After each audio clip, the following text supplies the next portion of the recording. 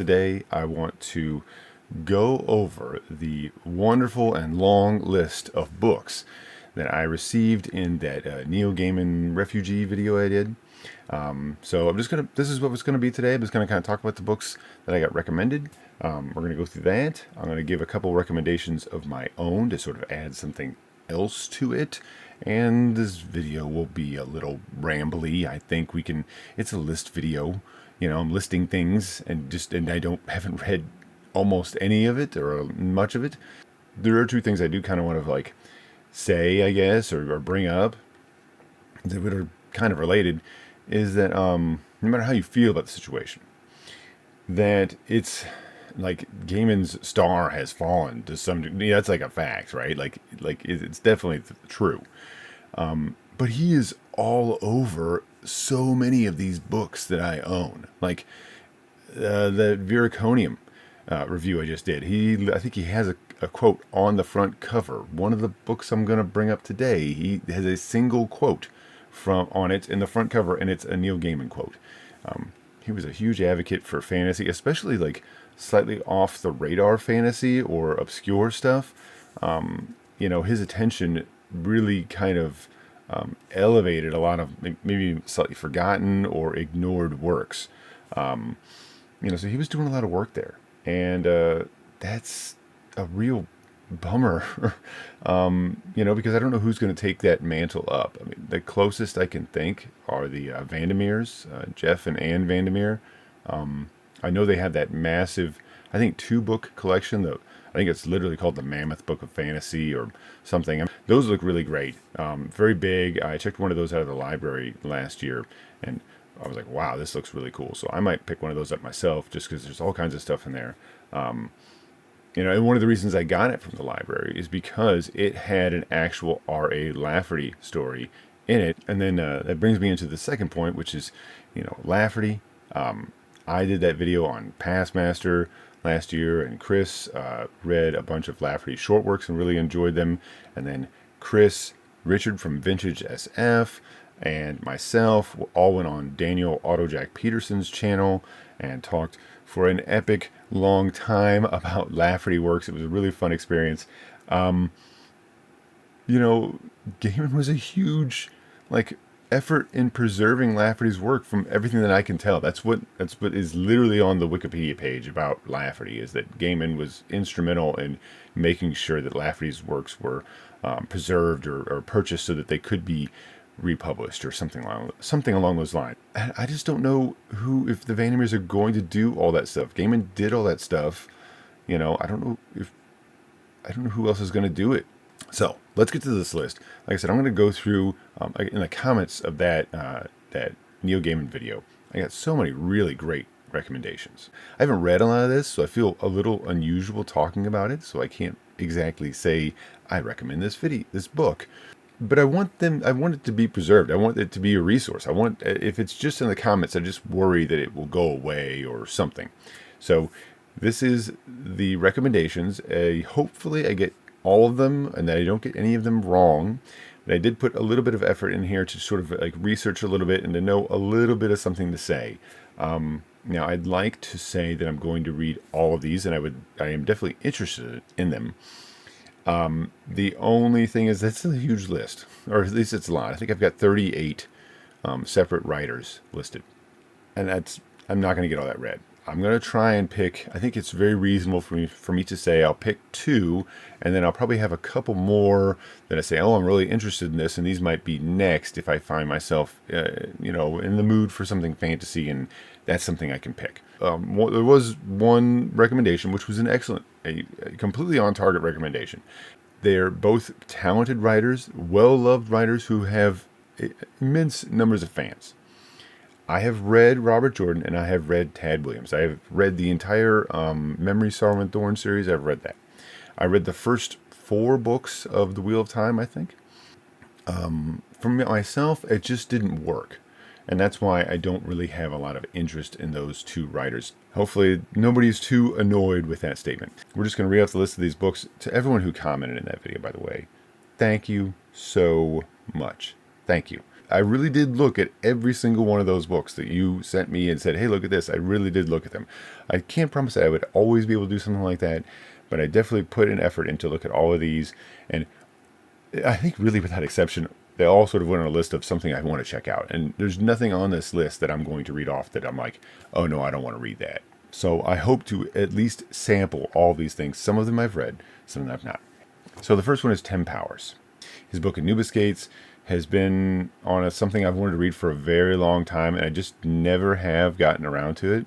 So at first, when I was doing this, I was doing research. I was like looking at the writer and then like trying to watch interviews and trying to figure out which book and do like a lot of stuff. And at some point I thought, this is too much. There's no way I'm going to be able to hold all this in my head and do this review, or let's kind of have a 38-part review or something, or coverage. This is just not going to happen. But also in doing that research, I discovered he had some other stuff going on there, like On Stranger Tides, which I guess I didn't realize was at least some or a very mild inspiration for the Pirates of the Caribbean movie of the same name. I don't know how much influence it has. It doesn't seem like it has a ton, but it may have some. I could be wrong about that, though. But he did bring up a book that I think is more recent called Brother's Keeper, which he described as Wuthering Heights and Werewolves or something like that. And I'm like, oh, that sounds really interesting. So that might be so if I was going to read a 10 Powers book, that might be the book that I'd start with. I don't know if it's the best choice, but it's got my interest. I need to read Wuthering Heights anyways, so maybe I'd read Wuthering Heights and then, I don't know if that's a good idea, but maybe I'd do something like that. The next writer is Diane Wynne Jones, and I've actually had this writer on my list for a long time, and I think it is on already sort of a book that I want to read this year, is Howl's Moving Castle. I really enjoyed the Miyazaki movie, and the book is always something I've wanted to read, so it doesn't take... So this is good to get this recommendation, because then it's sort of maybe the motivation I need to try and get to that. I don't think it's a very long book, so it's very likely I could get to that this year. Next we have Diane Duane's Young Wizard series. This seems to me, although it is a little older, from the 80s, very similar to something like Harry Potter. It's a middle grade book, but it does seem to have lots of very positive things being said about it. So it does interest me. I don't normally read middle grade stuff. That doesn't mean that I wouldn't. So it's pretty interesting. I don't know. It could be a very fun interlude to try out. The next is Madeleine L'Engle. She is best known for writing A Wrinkle in Time.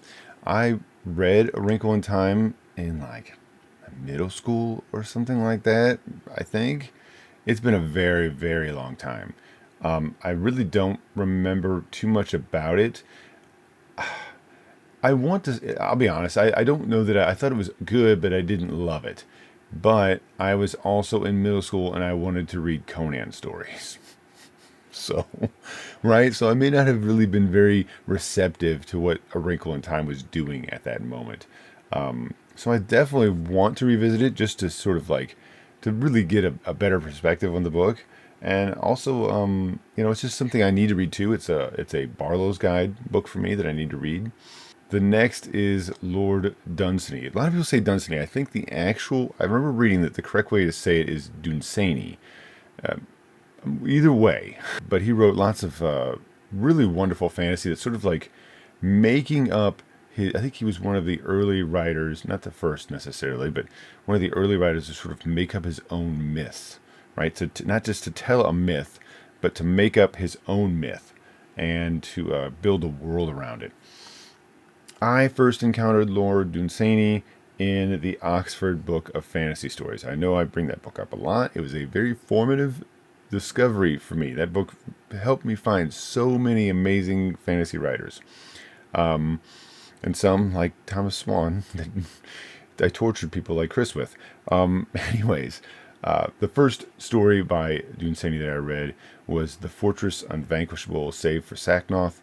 I really enjoyed that story. I have never read Lord Dunsany's King of Elfland's Daughter, so that's definitely a book that almost is like one of those that should be in that list of like books I need to read before I die type thing, that video I did a while back, because it's been like one of these books that I'm like, I need to read this book, and I just haven't. So it's long been on my TBR. and just never read. So I'd really like to fix that. So if I'm going to pick, so this is definitely like a book like I would like to read that book this year. I would like to make time for the King of Elfland's Daughter. So that's something I'm going to try and shoot for. Next we have Cecilia Dart-Thornton, and she is an Australian writer and wrote the Bitterbind trilogy. So I mean, I looked a little bit online, and I just felt like the synopsis of the series, I wasn't really sure what I'm like, I'm not really certain what this is. How do I talk about this? So I watched an interview, and she talked about her series, and honestly really won me over just listening to her talk. I thought, I really think I'd like to try this. But she said that her biggest influences were Tolkien and Tanith Lee. I thought that was really interesting. And she said she just sort of threw in like British myth and ideas and Celtic ideas and kind of put it in an Australian like setting, and it's a fantasy series, and it just sounded really interesting. She really won me over in that interview. She really did. I was like, okay, all right, you win. The next one was Gene Wolfe, and when I heard that, I'm like, oh yeah, you're right. The that series. I'm like, I'm just kind of surprised I didn't. You know what? I didn't bring it up because I feel like I bring up Gene Wolfe too much. But I did sort of think like, oh yeah, I just didn't even think about it because I just sort of like blocked it. I'm like, don't just bring up Gene Wolfe all the time. Seems like it gets to be silly. But yes, if you haven't read it, one of my favorite fantasy series is Gene Wolfe's Wizard Knight series. The first book is Knight. And this has a single quote in the front that says, "Important and wonderful, Neil Gaiman."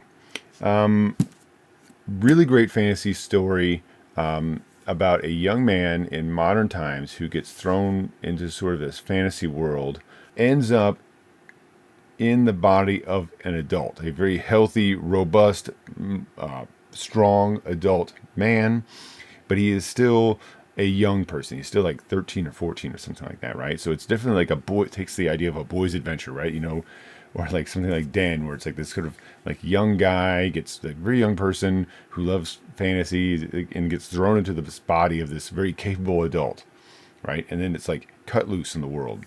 And he's very interested, this character's name is Abel, he's very interested in becoming a knight. There's lots of Arthurian references in here and Norse myth references. I think I remember seeing an interview with Gene Wolfe. He said he wanted to write a fantasy story set in a world where Christianity didn't exist. And instead he wanted to sort of like push up Norse myth and make that like the prominent religion. So I thought that was really interesting, and I really do like the series.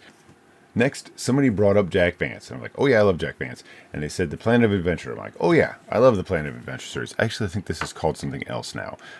It's 4 books. They have names that I'm going to mispronounce, because every one of the 4 books is the name of one of the 4 alien species on the planet.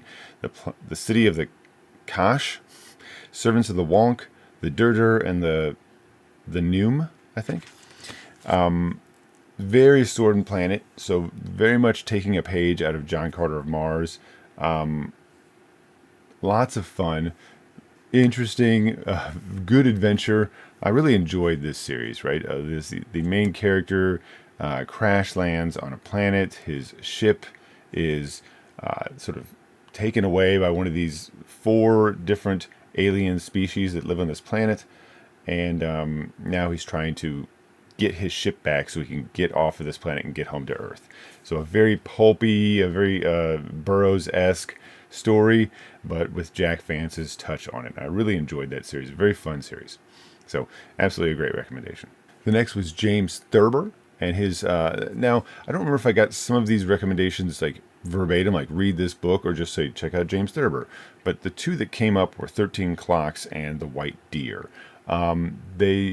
They seem like they're sort of more traditional fairy tale type stories, but what I see a lot of the talk about is the sort of the way that he writes those stories, the tone, not the tone that he takes, but the writing style that he uses, which sounds really interesting to me. I always like sort of stranger or more experimental styles. When I think I looked at 13 Clocks, it was extremely short. So I don't know about The White Deer. So that seems like it's a really easy, like, oh, I could probably definitely read this easily. So I'm probably going to just definitely say I'm going to read 13 Clocks just because it's so short. It shouldn't take much time at all. It's basically like a short story, or like a longer short story is what I saw. Unless I'm totally mistaken. Hope not. The next was Clark Ashton Smith, and I've actually already read this because someone recommended The City of Singing Flame, and I just did a review of that. I really like that story. Very, it's just super imaginative, right? Smith just makes this whole world up, right? That this character gets thrown into and explores. The plot in that story is not important as the experience is. The experience of the story as it progresses, just in that very strange world, and all the descriptions and the sort of just way that he pulls you into that world, and you get to just look around and to sort of live in it for a minute. I really liked it.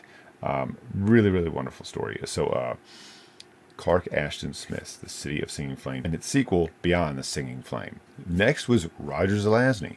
I might be surprised, but I've not really read I don't think I've really read anything of Zelazny apart from maybe a couple short stories. That's probably it.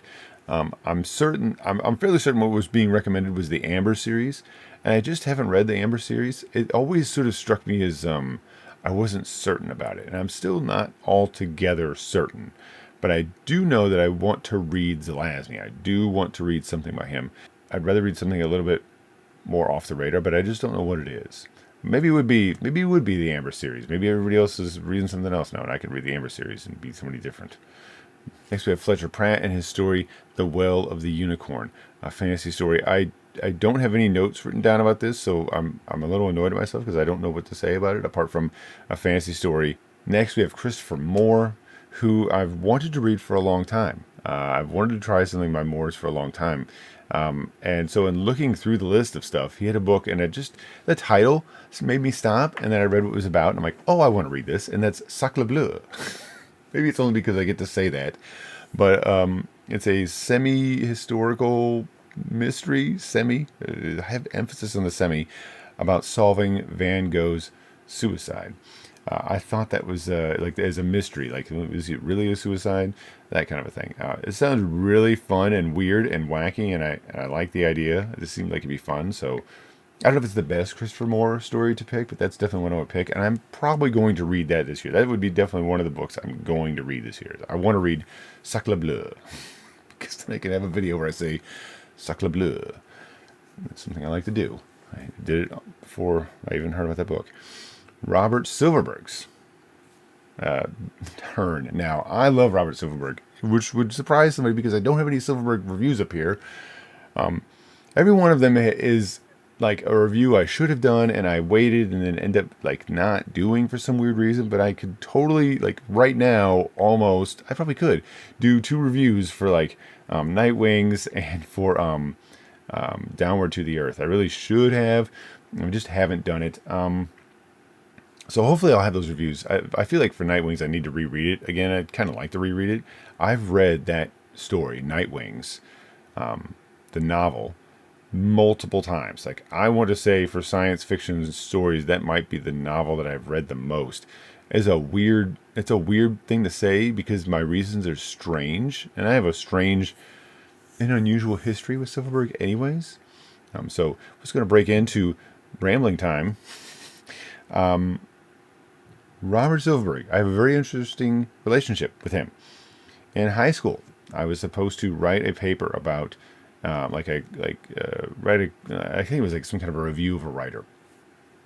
And so we had a list of writers to choose from, and I chose Llyod Alexander. So I was going to read and talk about Llyod Alexander because I really liked Llyod Alexander. He wrote, of course, the Hideyuki Chronicles. The Black Cauldron is probably the most well-known of those titles, and The Horned King also. Really wanted to, and I was like, all right, I'm going to do this. And then my teacher came to me shortly after that and said, oh, well, actually, you picked Llyod Alexander. I don't think there's enough critical discussion of his work, so you're going to have to pick somebody else. Now, of course, this is after, like, everyone in the class and everyone else that had that class, right, had already picked off this list. So now this list is completely depleted, or it was depleted in many ways, put it that way. And so I had to like look and say, well, I don't know what I'm going to pick. Who's this writer? Science fiction, Robert Silverberg? Okay, I'll read him. And so I read the suggestion that I got, Lord Valentine's Castle. And I love Lord Valentine's Castle. And I really enjoy Robert Silverberg. I also, I did not read Nightwings then. I think I read it. Oh, no, I did. I did read Nightwings as part of that project, and really enjoyed it. I went back years later when I went through a thing where I wanted to practice speed reading. That was a thing I tried to get into. I don't recommend it. Speed reading is kind of a joke, right? It's like a cruel joke that they play on you, that you can read fast and you'll get all these books read. You know, you could read a book in 20 minutes. Yeah, you could, I guess. You're not going to remember anything. I mean, it's just like it's like ludicrous, right? You know, it's like you can't. I don't know. It's a silly. The idea is good. There are certain things you can get out of it, but it was a whole thing. I remember. This is such a segue. There's a whole thing. It was like, you know, like practice reading with your peripheral vision. Like, don't just have your eyes go straight down the page or something. You know, there was some good advice in some of it where it was like you can do like finger reading, which is essentially where you have your finger and you line your finger under the text. That helps you to keep from doing regressions, which is where you'll read a line and then you'll accidentally read the same line again. Usually that can be solved by just taking a bookmark and turning it sideways and just kind of scooting it down the page. That can help you if you really need it. I don't know that those techniques are really very valuable, honestly. The best way to speed up your reading, if you want to know, is to just read. Is to just read more, right? And to not have distractions like your phone right next to you doing something. You just sit and read and relax, be comfortable and read, and you will just start reading faster. That's just how it goes, right? That is the ultimate secret. Don't waste your time on speed reading techniques. It could be actually it's been a problem for me because I'll have a tendency to. I did for a while had a tendency to read things too quickly and couldn't recall some of the details. Like I knew the overview of it, but not the details. It's useful for things like skimming news articles, maybe, but to read like a novel for enjoyment, it's a horrible, horrible practice. Anyway, Robert Silverberg's Lord Valentine's Castle is a favorite novel of mine. I love that novel. Read it many times, at least 3 times, I think, which is a lot for me. I don't normally go back and reread books. I really like that book. Silverberg has this wonderful quality of like having his characters go on this sort of like the spiritual journey, the sort of like a sabbatical, you know, like that seems like that's like a real theme in a lot of Silverberg books, and I really enjoy it. I think I talked with Ira a little bit when he talked about one of Silverberg's books that I have not read, and he was talking about the ending and how he felt like the ending was a little bit unsatisfying. But then later in sort of reflection, he felt like maybe it wasn't, or maybe it was appropriate. And I think I felt the same thing about a lot of Silverberg stuff. The endings are not usually, always have a slightly underwhelming quality to them that a younger me did not always like. But as I get older, I can kind of see what he's trying to do. He's trying to say, you know, these sort of like amazing happy endings aren't exactly very real. He's trying to maybe present a much more realistic ending to a story, and I think I can appreciate that much more as an adult than it was maybe easy for me to accept when I was younger. Okay, next we have Satyros, Phil Brucato. I don't know that I said that right, but that gets you in the right track. Red Shoes was the fantasy novel I think that was directly mentioned, and this looks really good. It's sort of urban fantasy. I don't remember much more apart from that. I read a little bit of it, and of course it's out of my head. But it sounded really good. I actually am pretty interested in this. I think I'm putting this as like if I have an available spot this year, this is a book that I'd like to read. It sounds interesting, different. It just sounded good. You know, that's something too. It might be like, well, how do you know it sounded good? You can't even quote it. You can't even say anything about it. But I don't really remember what the specifics of that book were. But that's probably because I stopped myself and let that sort of fall away because I was interested in it. That's something I do. If I'm interested in something, I try not to remember too much about it because I like that experience to be kind of cold. I kind of want the book to do that work, not a blurb or a review. Next we have Patricia McKillip. I hope I said that right. The Forgotten Beasts of Eld is what came up as maybe one of her more popular books. It's a young adult high fantasy. I think it's a story. yeah, Forgotten Beasts of Eld. It was a sort of a high fantasy story talking about this young woman who sort of lives with these mythical beasts, and then now all of a sudden she has a baby and she gets really attached to this baby, but then this guy who had dropped the baby off comes to pick the baby up. She's like, no, you can't have this baby. And I'm like, okay, seems interesting.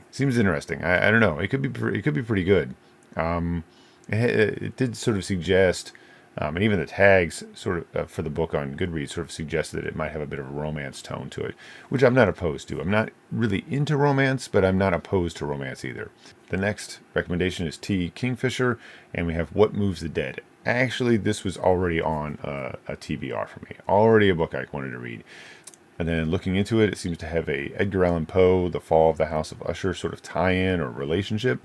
And that's literally one of my absolute favorite Edgar Allan Poe stories. Edgar Allan Poe is sort of like the writer that kind of got me into wanting to read more.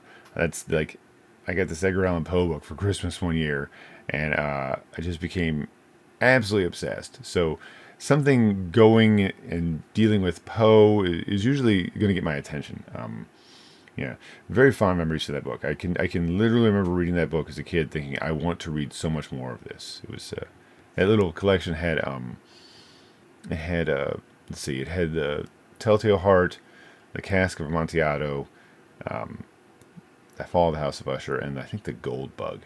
And I just read and reread that little book over and over again. Such a great experience. So anyways, so something taking a fantasy look at a Poe story has my attention for sure. I already had it on my list and I didn't remember that's why I had it. Now, someone mentioned Elisabeth Hand. I think I got this right. I think it was Elisabeth Hand that was mentioned. And I've already read something by Elisabeth Hand. I read Wilding Hall, and that was good. But the recommendation was Waking the Moon, I think, which I totally have on a list. I totally have that. I want to read that story. I meant to read it last year and didn't. So I probably will read it this year. It'll probably be closer to the fall season, right? Appropriately, I guess. Yeah, but a great recommendation. I don't really actually remember what Waking the Moon is about, but I really liked Wilding Hall, which was sort of like a folk, sort of like a VH1 behind the music about this acid folk band and how like the lead singer goes missing and this weird summer of recording that they had.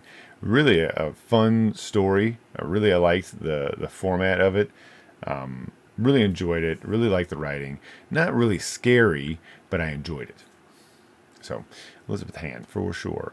Ray Bradbury. Somebody mentioned The Halloween Tree. Yes, I really should read The Halloween Tree. I really do like Ray Bradbury. The Halloween Tree is, I think we own it. I'm sure we own it.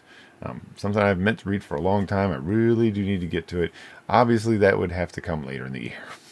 Right? I'm not going to read it now, but I would like to read it. Maybe I can get it read in October. That would be cool. We're going to cross fingers for that. Someone mentioned the Vampire Hunter D series. Now, I cannot remember the writer of the Vampire Hunter D series' name offhand, but I definitely want to read those. I am a longtime fan of the Vampire Hunter D animes. Actually, this year is the, I think, 40th anniversary of the first one. So, yeah, I'd really like to, maybe like super soon, like maybe this in March, I'd like to read it and talk about it. At least the first book, if not the second, also. So, great recommendation. Totally something I want to read. This is the kind of stuff I need to be like, you should go read that thing you said you're going to read. You're right. I'd like to do it. Which brings us into the next one, Mervyn Peake. Absolutely want to read Mervyn Peake. His book, the Gormenghast Trilogy, is on my list of 10 books I want to read before I die. And I do plan to read that this year. That is a book I plan to tackle. That series is a series I plan to tackle. I'm trying not to. I don't want to say I'll read all 3 this year, but I really probably should read them all real close together. Maybe I'll read one, take a break for a couple books, and read another. So we'll do that. I'd like to do that. I don't know when I'll start that, but I'm definitely going to do it this year. Michael Ende wrote The Never-Ending Story, and that was recommended. And I totally forgot about this, and it's supposed to be a wonderful story. I know many people who have read it and loved it. I just never have. And it would probably be good to read it. It would be cool to see it. I remember loving the movie as a kid. It's probably something I would like. Just never have read it. So It's one of those things. It's one of those things. So yeah, that was a great recommendation. I was like, oh yeah, the Never-Ending Story. I should totally read that. I don't know why. Why haven't I read this? I don't know why I haven't read it. So that'd be really cool. Next, we have Lois McMaster Bujold. I don't think I said that name right, but it's close. Penrick is the recommendation. I do not remember what Penrick was about. This is a very big fantasy writer. I have never read anything of hers that I am aware of, which is probably unusual, but it's something I really would like to fix. And Penrick seemed like a really good option. So I think that'd be a lot of fun. I really would like to give it a try and then talk about it. Next, we have Frances Hardinge. The Lie Tree was one of the stories recommended. It looks really interesting, sort of a magical realism story. Hard to sum up.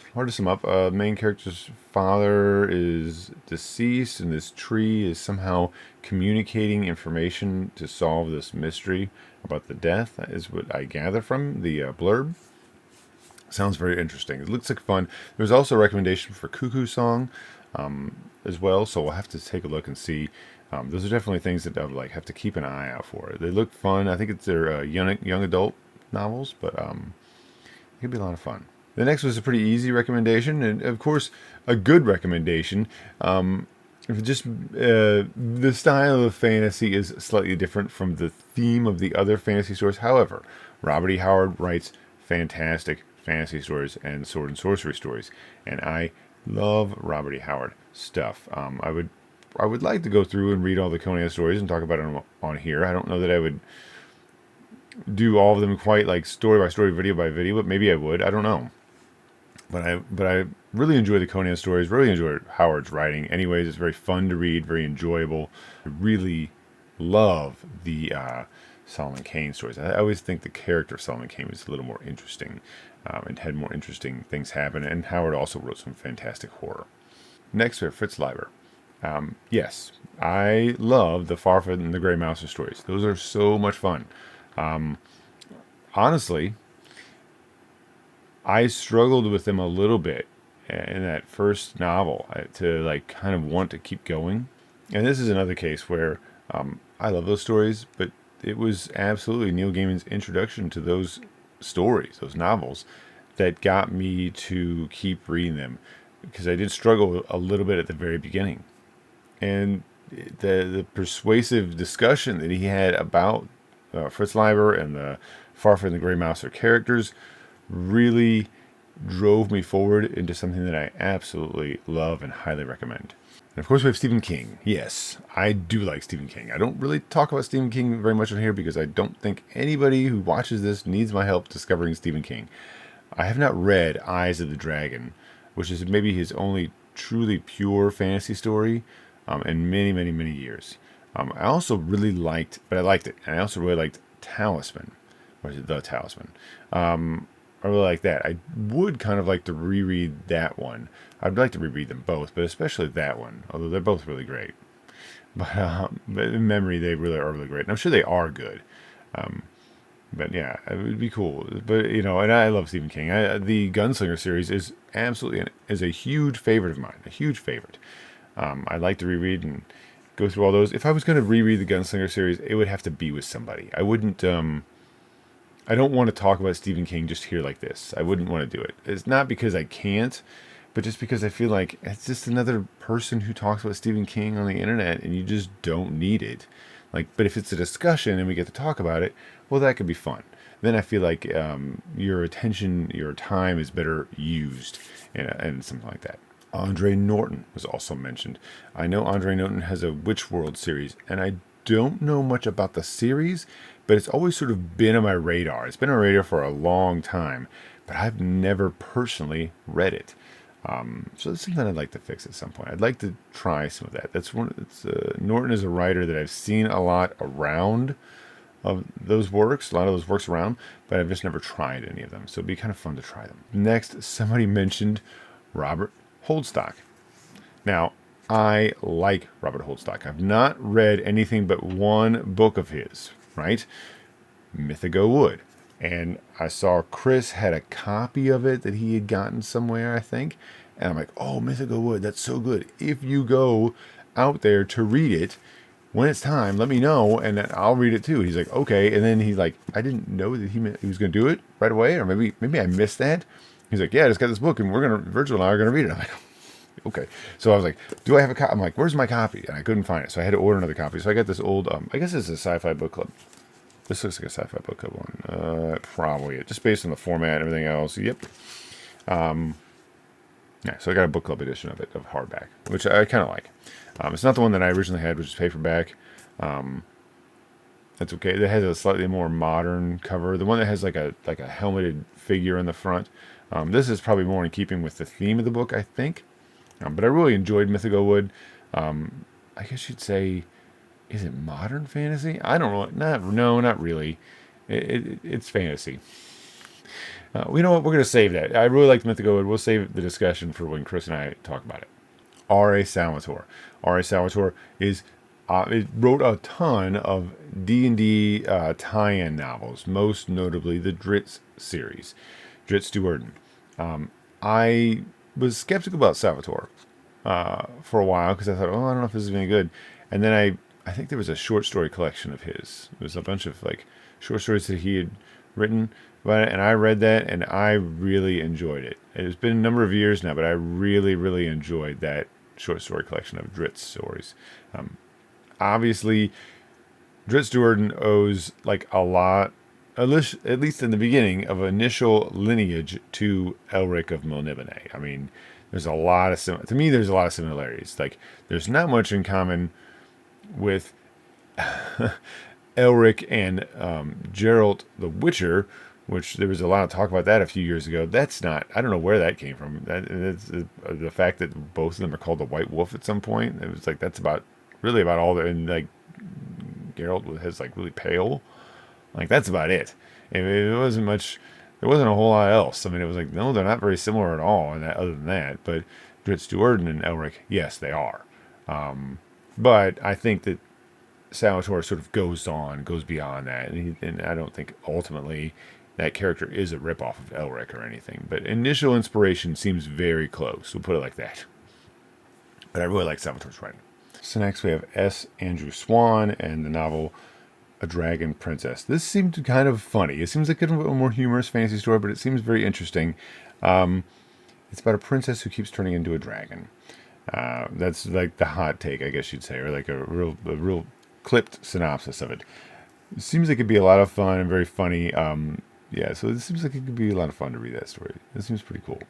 Next we have Vivian Shaw, and Strange Practice was the novel that sort of came up. This looks like fun. Essentially, the main character is sort of like a physician to supernatural creatures. This is what I'm getting off of this, which I really like that idea. I think it seems like it just seems kind of silly, but kind of fun.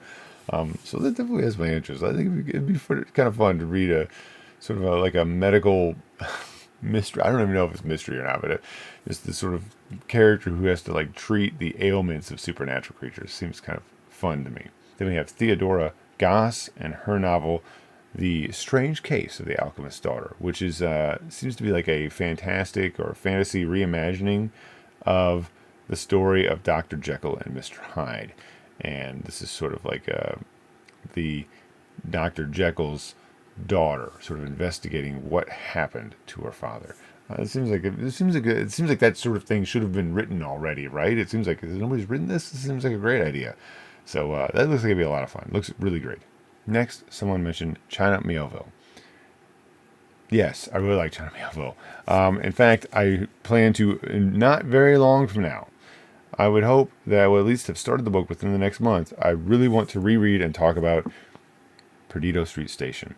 I really enjoyed this book when I read it quite a while ago, and I would really love to reread it and talk about it on here. The whole series is great, and I'd really like to revisit the third book because I did not like it when I read it the first time, and I'd like to give that book a second chance. But I've enjoyed many things that China Miéville has written. It'd be really awesome to go through this one. I also want to reread, although I've never read it, King Rat is the other one I kind of is not part of this series. This is part of a 3-book series, but King Rat's its own thing. I'd like to read that too. Next we have Erin Morgenstern.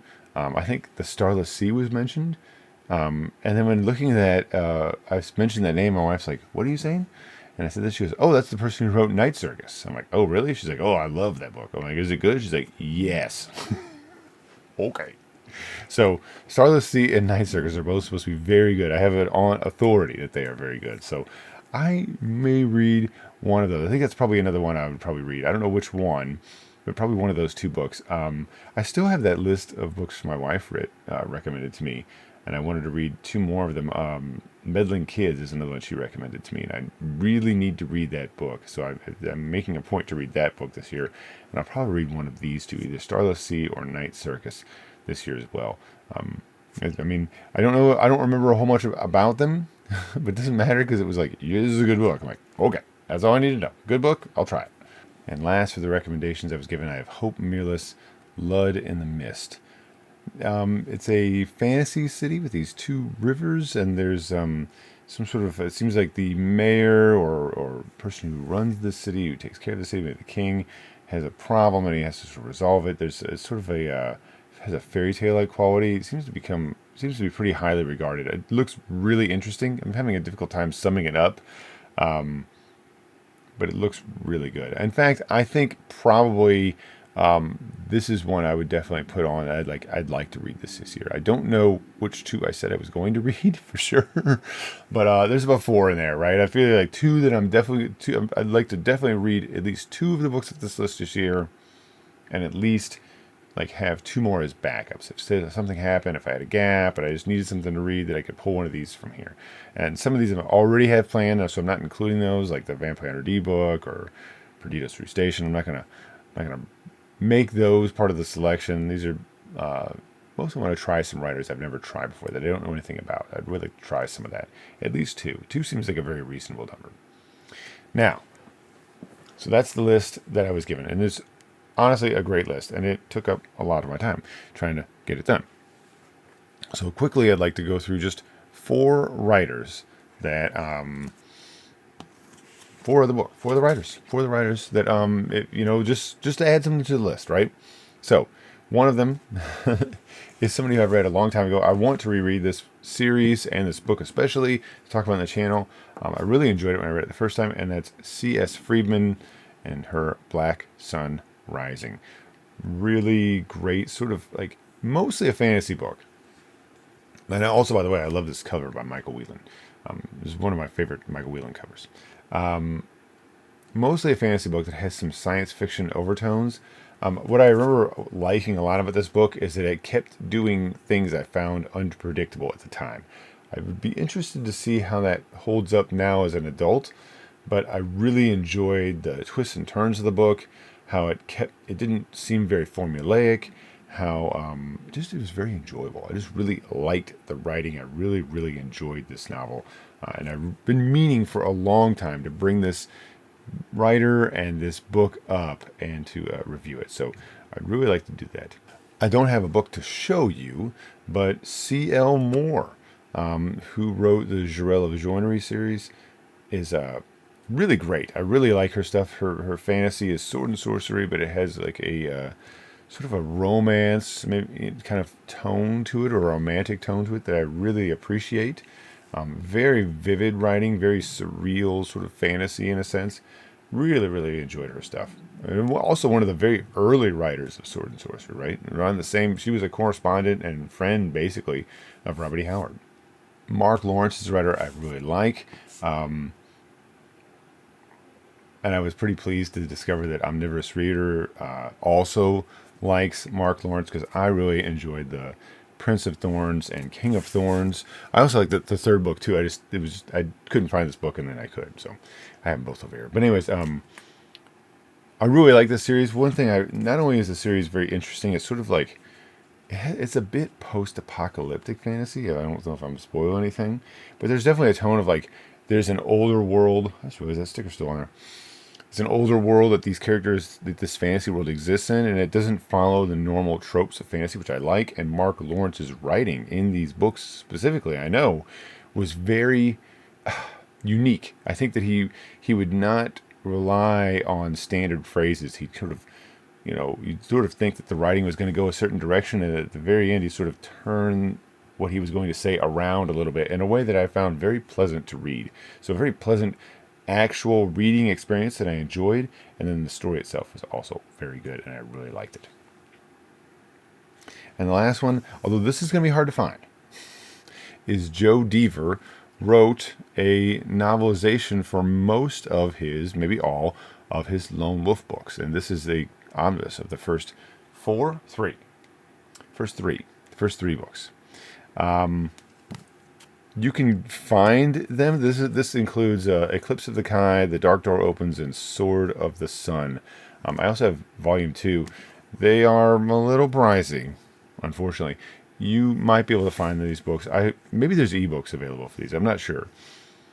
They're really fun. They're definitely young adult fantasy. Kind of pulpy, right? But I remember really enjoying these. These are books that I read when I was young. I found them at the on like one of those like book stands or something at the exit to like probably Kmart or something. Kmart was still around. And I really liked them. I really enjoyed them. I had a hard time finding the adventure game books that, like the choose your own adventure style, but like they had used dice and character sheets too. I had a hard time finding those, but I could find these books, these novels, and I really enjoyed them. I really did. A lot of fond memories, probably a heavy dose of nostalgia to that, but I thought they were a lot of fun, especially, I think the first book, Eclipse of the Kai, is pretty good. A fun fantasy series to try and check out if you can find them at a reasonable price. That's it. Thank you very much. Hopefully there's something in there that if you haven't tried, you can look into. Appreciate all your time. I've said I am certain some of these names wrong. I just feel like I know I did it. It was not intentional. So, yeah, so there's definitely a few of them. So I'm probably going to say something from Erin Morgenstern, probably The Starless Sea or Night Circus, probably. I'm already going to read Mythical Wood. Are we going to read Pretty Street Station? Are we going to read a Vampire Hunter D book? Are we going to read Myron Peake? Probably go and read Waking Moon by Elisabeth Hand, Waking the Moon by Elisabeth Hand, near the end part of the year. Red Shoes by Brucato sounds very interesting to me. Christopher Moore's Sacre Bleu also sounds very interesting to me. And then King of Elfland's Daughter is one that I really, really need to read. And James Thurber's 13 Clocks and maybe White Deer, depending, are also on there. And so those are all like kind of like I can like sample all those. For a series, I'm pretty interested in Dart-Thornton's Bitterbind series. I'm pretty interested in trying that out, at least one of those books, and seeing what I think. It sounds like it's probably more traditional fantasy, which I sometimes don't like, but it sounds like she's doing enough different things that I won't feel as though I'm just trying to read somebody rewriting Lord of the Rings. That's my hope. Thank you very much for watching. Like and subscribe is appreciated. Listen, let's hear more. Let's hear more stuff. I don't really want to keep this going. I don't want to keep doing these videos. I feel kind of terrible, like talking about these books and not really having anything to say because I haven't read them. But I love hearing about this stuff. I mean, I can only take so many recommendations, I guess. But yeah, I love the discussion about these books. I really do. And I really appreciated and enjoyed all the positive discussion we got in that video, all the positive energy we had about like, hey, try this book. This is great, So hopefully somebody in those who watched that video can go to those comments and take that and use it. And if they don't do that, then this video exists to maybe put a little bit more of a spotlight on those recommendations. Thanks very much.